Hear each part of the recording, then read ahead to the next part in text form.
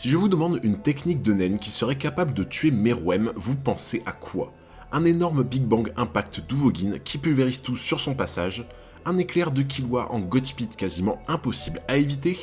ou encore une rafale de coups monstrueuse de la divinité Kanon. Le problème, c'est que toutes ces techniques, aussi puissantes soient-elles, sont purement et simplement inefficaces face au roi des fourmis chimères, qui possède la plus grande résistance physique jamais atteinte dans Hunter x Hunter. Pour terrasser un monstre comme Meruem, il faut donc délaisser la puissance pure du nen au profit de capacités bien plus sombres, bien plus dangereuses ou bien plus spéciales. Salut à tous, c'est Hunter404 et aujourd'hui je vais vous dévoiler 5 techniques de nen qui pourraient théoriquement abattre le roi des fourmis chimères.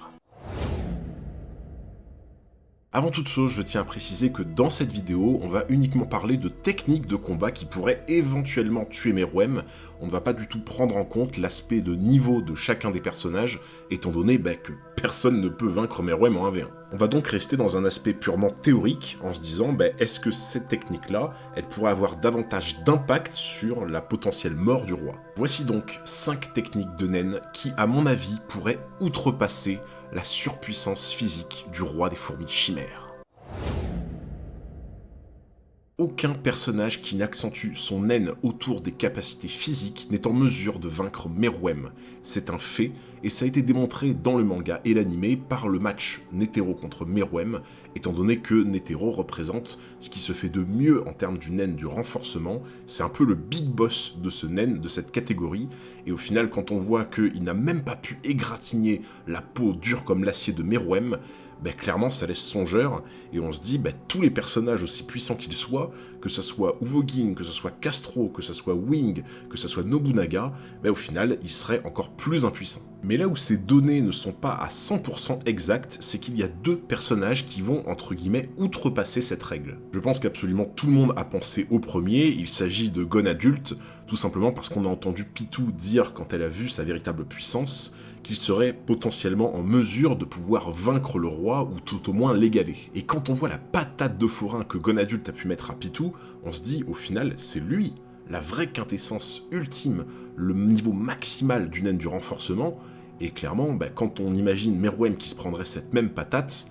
potentiellement ça pourrait lui faire beaucoup de dégâts. Le problème, c'est que vu que cet affrontement n'a au final jamais eu lieu, on n'a aucun moyen d'en être sûr. Cependant, il existe un personnage qui accentue son nen autour des capacités physiques, et donc avec son nen du renforcement qui pourrait potentiellement tuer Meruem, et il s'agit de Finks. J'avais déjà longuement parlé du Cyclotron Punch dans ma vidéo dédiée à Finks, et dans cette même vidéo, j'avais parlé du fait que théoriquement, la puissance pure du coup que va donner Finks avec son Cyclotron Punch n'a pas de limite. Je sais que certains d'entre vous pourraient me dire, si, potentiellement il pourrait y avoir une limite, par exemple 50 tours ou 100 tours, sauf que au final, Finks ou Togashi en voie externe nous l'auraient sûrement mentionné si c'était le cas, et surtout, quand on parle de conditions naines et de restrictions, la restriction de devoir tourner longuement son bras et donc se mettre en danger et perdre du temps, ça constitue déjà une énorme restriction en termes de naine, ce qui est clairement suffisant pour le Cyclotron Punch de Finks. Et quand on voit la puissance du coup de poing qui se dégage du Cyclotron Punch avec 15 tours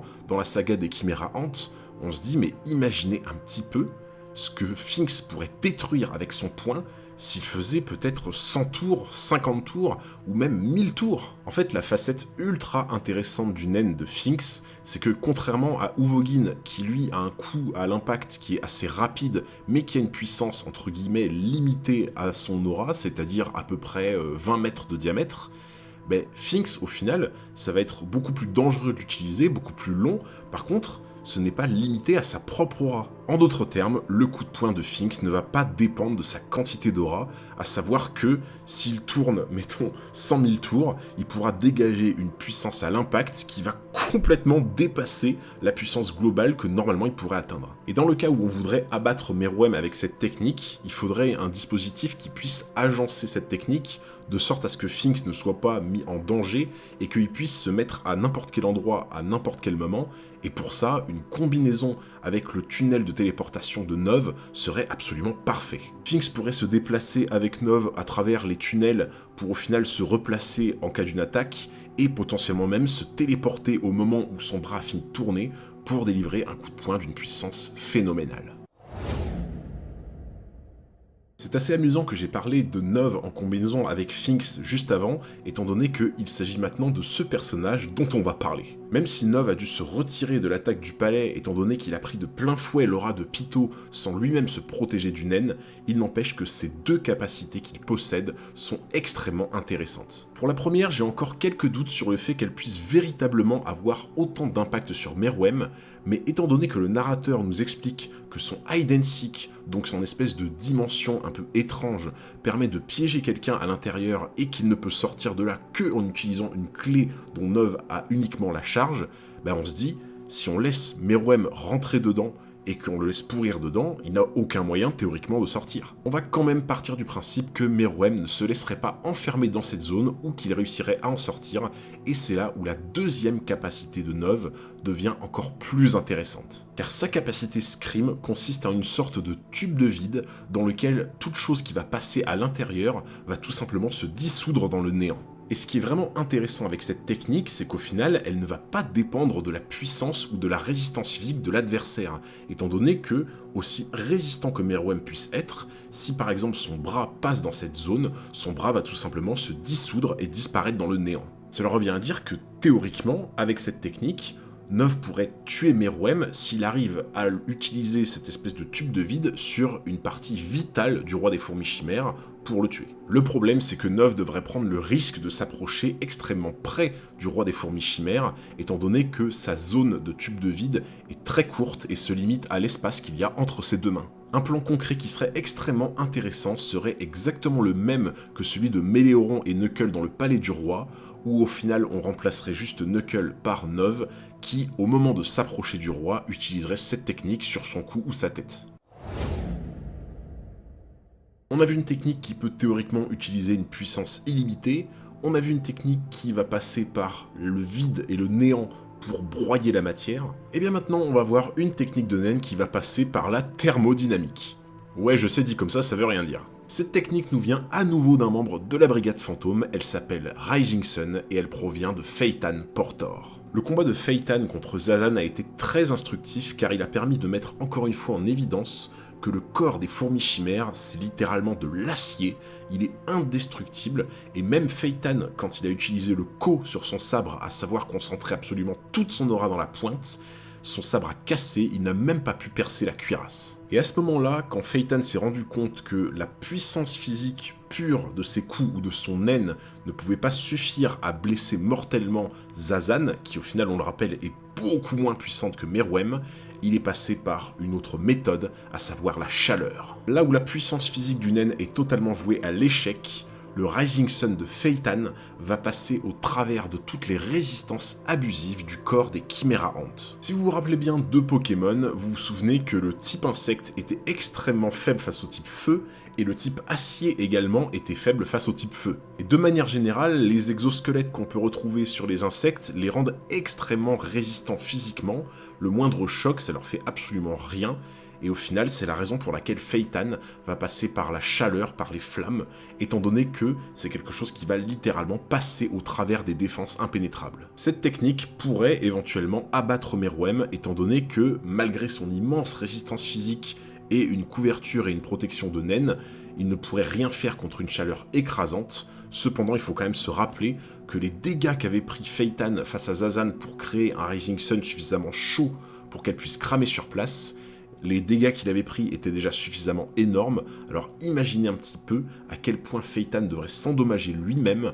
pour pouvoir effectuer un Rising Sun qui soit suffisant pour anéantir Meruem. Je pense très sincèrement que pour l'instant ça peut être la technique la plus efficace à utiliser contre Meruem pour l'anéantir. Le problème c'est que cette technique de Phaetan marche extrêmement bien quand les niveaux équivalents entre Phaetan et son adversaire sont proches, et que sur un combat à long terme, Phaetan du coup prend beaucoup de dégâts sans mourir. C'était le cas avec Zazan qui avait à peu près un équivalent à Phaetan à ce moment-là. Le problème c'est que Meruem est beaucoup trop fort par rapport à Phaetan, ce qui veut dire que n'importe quel coup de Meruem sur Phaetan peut être fatal avant même qu'il ait assez de dégâts pour occasionner son Rising Sun. En gros, le pire qui pourrait arriver, ce serait que Phaeton ne prenne pas assez de dégâts avant de pouvoir utiliser la Rising Sun, et qu'au final, il prenne un coup fatal beaucoup trop tôt. C'est pour ça qu'une combinaison vraiment intéressante serait avec un personnage qui peut le protéger à moindre mesure et faire en sorte que chaque coup que Phaeton peut prendre ne soit pas le dernier, ne lui soit pas fatal, de sorte à ce qu'il puisse à chaque fois encaisser des coups et à la fin délivrer un Rising Sun suffisant. Bien évidemment, s'il y a un naine où vous vous doutiez forcément qu'il allait se retrouver dans cette liste, c'est bien celui de Nanika. Et au final, je vais pas forcément avoir beaucoup de choses à dire là-dessus, étant donné que c'est une putain de divinité. En fait, à ce stade, les pouvoirs de Nanika, on dirait même plus au final des capacités de naine, mais plus des espèces de pouvoirs divins, quasiment des pouvoirs magiques qui ont même pas de vraies conditions. Alors bien sûr, c'est équilibré par le fait que Nanika ne peut pas vraiment diriger ses pensées et faire ce qu'elle veut, elle a besoin d'une espèce de personne derrière elle pour lui dire quoi faire, et aussi il y a cette espèce de répercussion avec l'histoire de quand elle exauce un vœu, derrière la personne qui doit avoir le prochain vœu doit payer ça au centuple. Sauf que même avec ça, on se retrouve avec une espèce de capacité de naine qui au final est un genre de distributeur de vœux, où au final la personne leur a juste à demander à tuer Meruem, et peu importe sa résistance physique, peu importe son côté surpuissant, si Nanika choisit de tuer Meruem par le vœu de quelqu'un, Meruem mourra. Et d'ailleurs, c'est vraiment quand on voit cette espèce de colonne d'énergie qui sort du corps de Gon au moment où il se fait guérir par Nanika, qu'on se demande si c'est vraiment du naine et si ça serait pas une autre énergie qu'on ne connaît pas encore qui résiderait dans le continent caché. Et là où le scénario de Togashi est plutôt bien fait, c'est justement que l'existence même de Nanika dans l'arc des fourmis chimères, ça aurait rendu toute cette intrigue, toute cette montée en puissance de l'arc absolument inutile, étant donné qu'on a littéralement un personnage à qui il suffit juste de demander de tuer Meruem pour que ça se réalise. Par contre, vous vous doutez aussi que forcément, si on demande à Nanika de tuer Meruem et que ça se réalise, la personne qui derrière va devoir se coltiner les restrictions occasionnées par le vœu de Nanika qui sont dépendantes de la puissance de Meruem, derrière, c'est pas un rein qui devra te donner, c'est littéralement tout son corps. Et la combinaison parfaite pour tuer Meruem dans cette disposition, c'est celle qui existe déjà, à savoir Killua, qui au final en Godspeed est littéralement inchopable, peut porter Nanika sur son dos, et donc est complètement à l'abri des coups de Meruem qui essaierait de s'en débarrasser avant que Nanika formule le vœu. Et avant de passer au dernier naine qui pourrait éventuellement abattre le roi des fourmis chimères, je tiens à faire une mention honorable au brave Tonpa avec son jus d'orange empoisonné. Quand on voit à quel point la garde royale et Meruem ne supportent pas le poison, on se dit, éventuellement, le naine de jus d'orange empoisonné de Tonpa, ça serait peut-être la meilleure solution.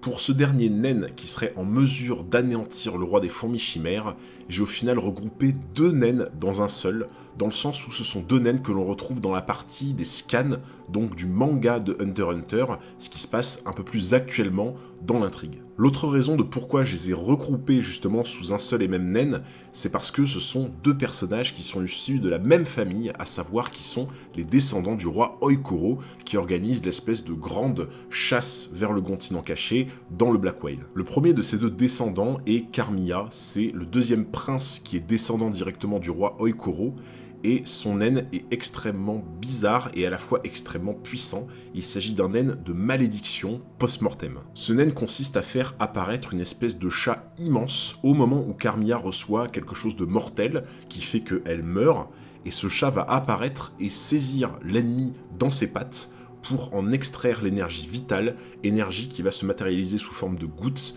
que le chat va insérer dans la bouche de Carmilla pour lui faire revenir à la vie. Étant donné que le chat va attaquer physiquement, mais va en quelque sorte presser la personne pour lui extraire son énergie vitale, il ne s'agit pas vraiment d'une technique basée sur la puissance physique, donc je me demande vraiment si elle peut potentiellement outrepasser la résistance extrême du roi des fourmis chimères. S'il s'avère au final que ce chat va vraiment aspirer l'énergie vitale de Meruem, là il y aurait une chance de pouvoir le vaincre. Par contre, si vraiment il a besoin d'être plus fort de manière générale physiquement que Meruem, là ça serait beaucoup plus compliqué. Enfin, le tout dernier naine que j'ai à présenter qui pourrait vraiment anéantir Meruem vient d'un des deuxièmes descendants du roi Oikoro qui s'appelle Alkenburg. Son naine est assez spécial dans le sens où c'est un naine qui lui requiert une partie de ses soldats, donc de son groupe de gardes rapprochés, qui au final vont devoir rester à côté de lui et porter une genre de marque. et ainsi, ce naine va être au final une sorte de naine collectif qui va lui permettre d'obtenir une armure qui le protège de n'importe quelle capacité de naine, et qui vient par la suite lui proposer une espèce d'arc qui va envoyer un jet d'énergie qui peut traverser n'importe quelle défense physique